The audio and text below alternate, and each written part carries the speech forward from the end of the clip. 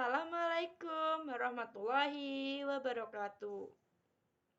Teman-teman yang saya cintai, hamba Allah yang insya Allah dimuliakan oleh Allah Subhanahu wa Ta'ala, mari kita mengucapkan syukur atas kehadirat Allah Subhanahu wa Ta'ala karena berkat dan rahmatnya kita bisa berkumpul di tempat ini yang insya Allah juga dimuliakan oleh Allah Subhanahu wa Ta'ala. Dan semoga salawat serta salam selalu tercurahkan kepada junjungan kita Nabi besar Muhammad SAW serta para sahabat-sahabatnya. Pada kesempatan kali ini, saya akan membagikan ilmu dan pengetahuan saya tentang macam-macam zina dan hukumnya di dalam Islam. Saat kita mendengar kata zina, hal pertama yang pasti terpikirkan oleh kita adalah perbuatan seksual yang dilakukan oleh laki-laki dan perempuan yang belum terikat oleh perikatan pernikahan. Namun, sebenarnya yang dimaksud dengan zina adalah segala perbuatan yang kita lakukan dan mengandung unsur zina. Kalau begitu, perbuatan apa saja yang masuk ke dalam macam-macam zina? Sebuah hadis dari Abu Hurairah bahwa Rasulullah SAW telah bersabda yang artinya, kedua mata itu bisa melakukan zina, kedua tangan itu bisa melakukan zina, kedua kaki itu bisa melakukan zina, dan kesemuanya itu akan dibenarkan atau diingkari oleh alat kelamin. Hadis sahih diriwayatkan oleh Imam Bukhari dan Ibnu Muslim dari Ibnu Abbas dan Abu Hurairah.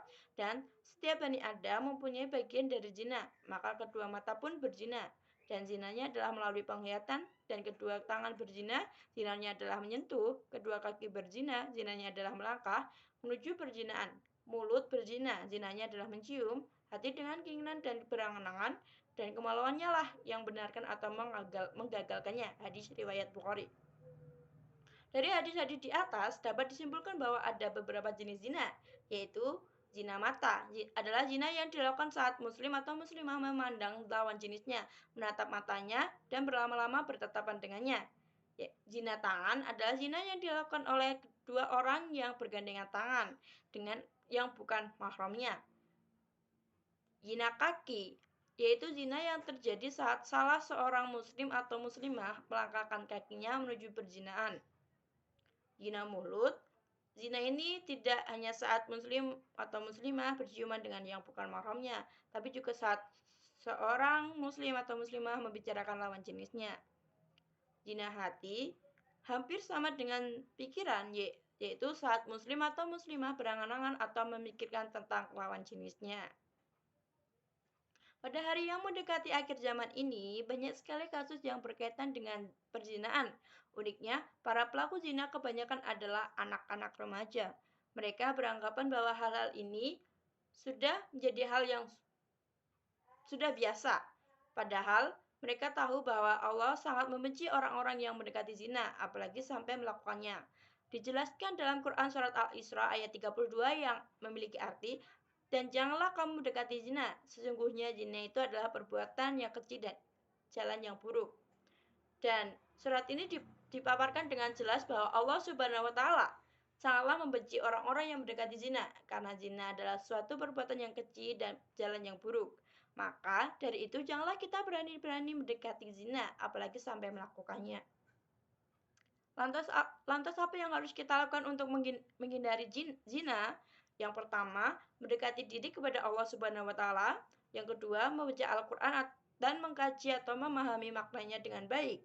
Yang ketiga, menghindari tempat-tempat maksiat yang dapat menjerumuskan kita kepada perbuatan-perbuatan zina. Dan yang keempat, berteman dengan orang-orang soleh, karena merekalah yang akan mengingatkan kita akan bahaya-bahaya berzina. Jadi, teman-teman yang insya Allah dimulaikan oleh Allah Subhanahu wa Ta'ala, marilah kita sebagai kaum muda penerus bangsa menjunjung tinggi ilmu agama dan menjauhkan diri dari hal-hal yang dapat menjerumuskan kita kepada perbuatan dosa, khususnya zina.